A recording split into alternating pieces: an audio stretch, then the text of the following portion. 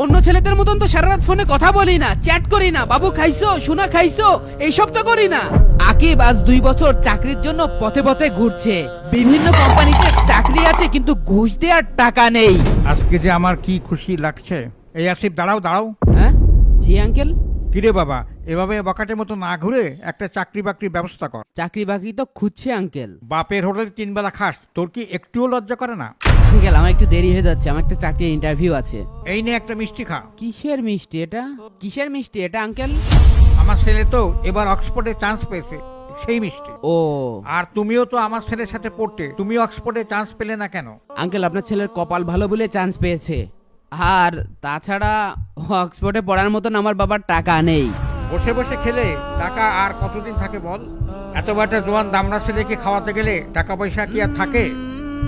Uncle আমি আসি। ধুর, সকাল করে মেজাজটা খারাপ করে দিল। ভাই